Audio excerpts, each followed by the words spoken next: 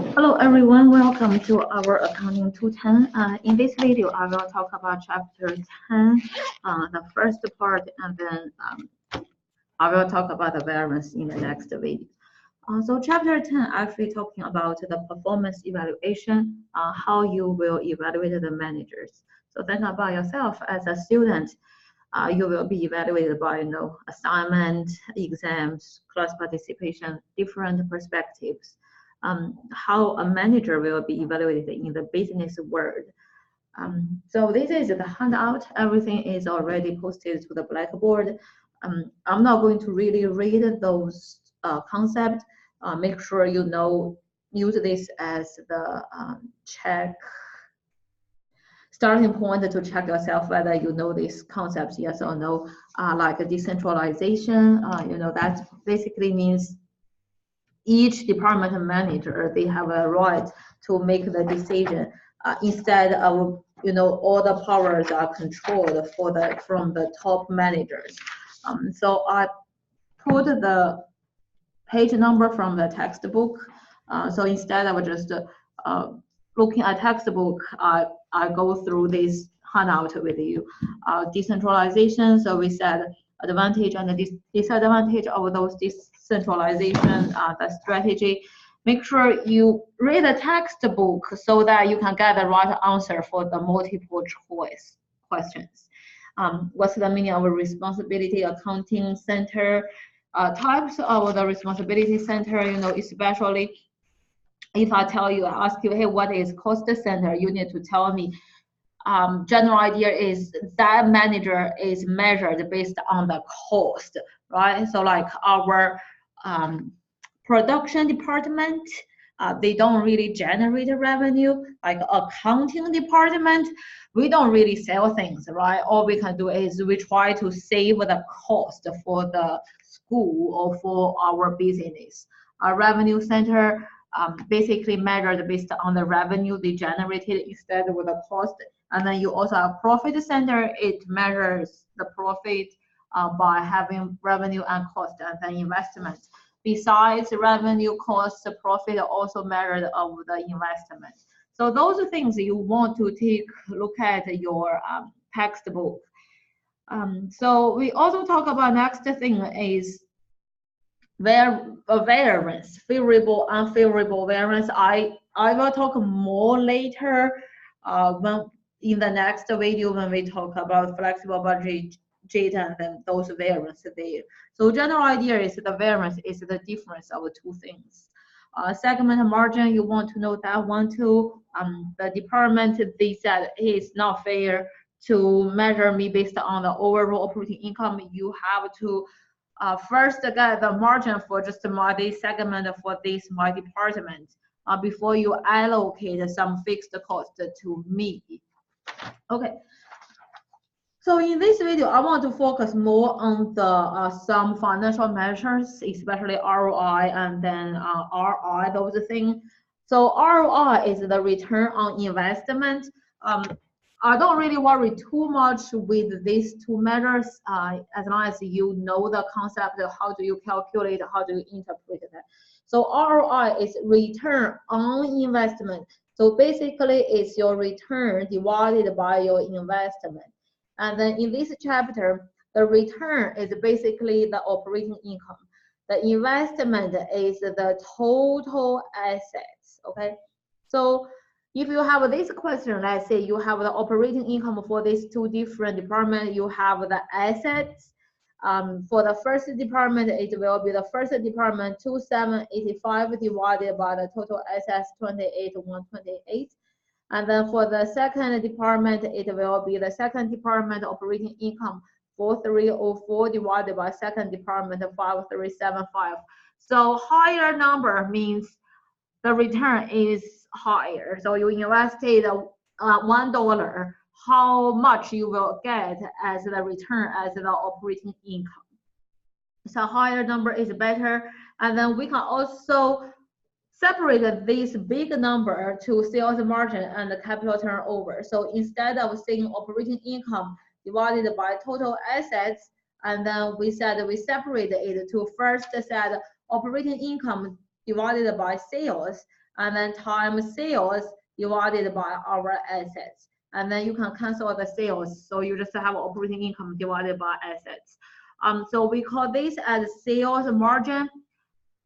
Basically, for $1 of the sales, how much will go to the operating income? So you want to focus on the one with a higher contribution margin. General idea is so the cost will be lower and then operating income will be higher. This thing talks about how efficient you use your assets to generate your sales. Always a larger number is better. You use your assets very efficiently, very effectively. Next measure we talk about ROI is residual income. It's the income, but is the residual. What's the meaning of a residual? Is your current income minus something. What is something? So that is given the size of your assets and then time the targeted rate of return. So that is the expectation. That is what you should have generated based on your assets. If your operating income is higher than the expectation, then you will have a positive residual. That means you do a better job than the expectation, right? So if your income cannot even cover the expectation, you will have a negative residual. That means you failed the expectation. So we want to say higher number means better, you above, you exceed the expectation. So our residual income will be your income minus your assets, it's your investment, time the required target rate of return. So this is the expectation. If your operating income is higher than expectation, you will have a positive residual. If your operating income is lower than the expectation, you are not doing a good job, you will have a negative residual income. And the next thing we talk about goal congruence, congruence. So basically tells you, think about this, right? Sometimes your parents' interest may not be your interest may not be your parents' interest. So similarly in the business, the CEO's interest, the company overall's interest may not be the manager's interest, and vice versa. General idea is, if we use the residual income, then we can align each department the interest with the CEO's interest, the firm overall interest. But if you use ROI, hard to reach the goal congruence in some in some situation. So I want to talk about this one instead of your accounting lab, because I think this is a better example. And then I just posted the my accounting lab assignment and talk it briefly. It's not really a hard question. So generally saying is the company have X and Y, two division, and then we focus on the division X, current operating income. So it's this, that. So first thing is we want to think about the ROI. You have this, the current, and then you have a special project. Then the CEO thinks about taking the special project, yes or no, and then how about the division's manager think about take this project, yes or no. So let's look at the ROI and then look at the RI. We said without the project, we said without the project, right? So without the project, the ROI is your operating income 40,000 divided by current total assets investment 100,000. So the current ROI without the expansion, without adding new thing, is 40%. And then how about with the special project? So if you have a special project, that project total assets is this and will generate operating income. So the division, if it takes the project, the operating income will become 40,000, and then you will have more operating income because you take this project plus your 15,000, right? Plus your 15,000 there. And your total investment, total assets will be your original 100,000 plus your total assets for that project plus your 50,000. So it will be 55,000 divided by 150,000. I don't have a calculator. I think it's on the blackboard on the solution, but let me do it. So 55 divided by 150,000 gives you 37%, right? Gives you 37%. So for the department, without taking the project, ROI is 40%. If you take it, it will be 37%. So your ROI actually decreased. So ROI decreased. Why the ROI decreased?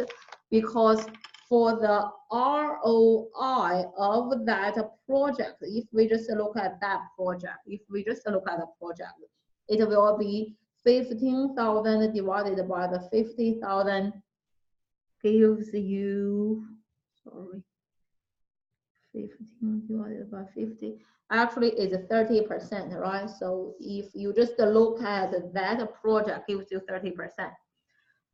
So your original was 40%, and that project is 30%. So your overall will be between 40% and 30%, right? Will be between 40% and 30%, which actually we calculated 37%. So as I said, if the company said, hey, they measure the division manager based on ROI, and then if ROI is higher than 38%, then the manager will be promoted. If it's lower than 38%, then the manager will be fired. Then the manager will not take it, because without taking the project, it's 40%, it's more than 38%. But if it takes the project, it will drop to 37%. So the what I'm talking about, the department manager will not take it. The department manager will not take it. But the CEO will take it. The CEO will take it. Why? Because that project return is 30%, and the minimum requirement return is 25%. So from the CEO perspective, that project is attractive. It's higher than the required minimum return, 25%. So put together, CEO, right? CEO will take it. The division manager will not take it. Then you don't reach the goal concurrence. You don't reach the same conclusion. This is the problem of using ROI. So we said, hey, how about if we just do residual income? So residual income without will be your income minus your 100,000 times your required return 25 gives you 15,000. And then if you take it, it will be 55,000 minus 150,000 times 25% gives you, sorry about that,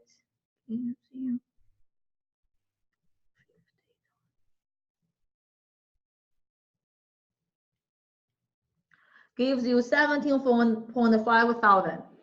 So now the department said, oh, without taking it worth for 15,000, ticket will be 17.5%.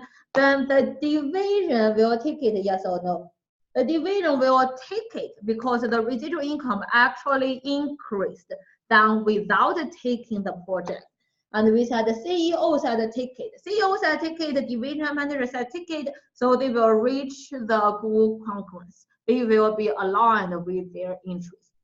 So you can find out ROI has the problem and residual income will reach the same aligned interest. Okay, so that's the main thing for this one. And then for the my accounting lab, I don't really have much to say. I think you should be able to get the answer by yourself, asking about ROI calculation. Original one, you know, with the project, and then the ROI with the project, without the project, basically those things. I'm not going to read. We did this in class. I think most of you got the answer. So check with the solution. And then if you have any question, just let me know. But I want to spend 2-3 more minutes to talk about balanced scorecard. As we said, we talked about the financial measures, right? We said, hey, higher ROI is better, higher ROI is better. But we also want to measure managers from different perspectives, not just the money side, but also, hey, like some managers, maybe, you know, they didn't generate that much revenue, but they have a good relationship with the customer. They treat the employee very fair. You know, they have a better other perspective that cannot be measured by ROI and ROI. So we have to have a more comprehensive measures, which is called balanced scorecard. Why we call it a balanced scorecard? Because it balances your financial part and then also non-financial part, like a customer relationship, employee training, those things. Your job is to make sure there are four perspectives. You know which measures goes to which perspective. You have the key performance indicator. Sorry, I didn't record this one in class. So you have the key performance indicator. Make sure if I say, hey, sales revenue will be financial perspective. And then you also have how about the customer relationship, customer satisfied with us, yes or no, and then also the market share. Are we the market leader? You know, do we take part of the market share? The third perspective is internal business. So internal business is always the, how to say that, it has the most portion, you know, so everything related with our internal business. We are the internal with inside of our business, from innovation side, from operation side, from post-sale side, everything related with those things belong to the internal business perspective, such as the new products, you know, defective rate, you know, yield rate, average repair time. Those things are the internal business.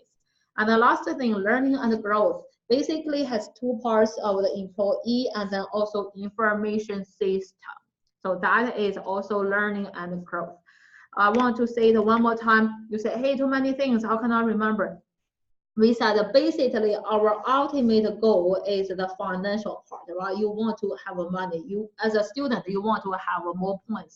As the business, you want to have more money. So that's the financial part.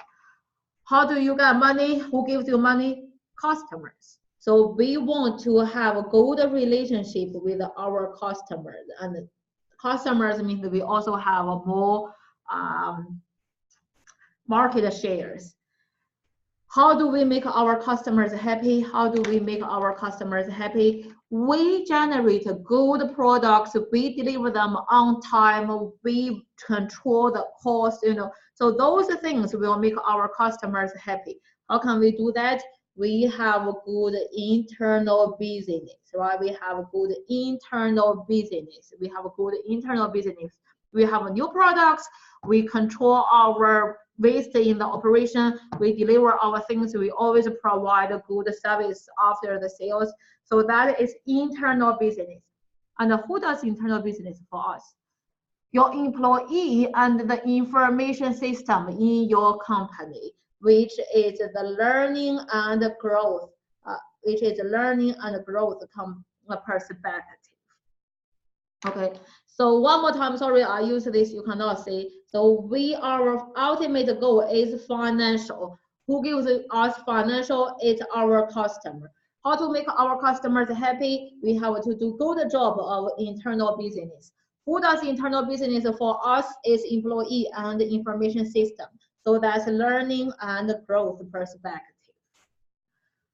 Okay, so we call it a balanced scorecard. You have financial part, you have a non-financial part, you balance everything together. So you use this one to measure your managers. Okay, I think that's all for this video. I don't want to make a too long video, and then we talk about variance in the next video. Thank you.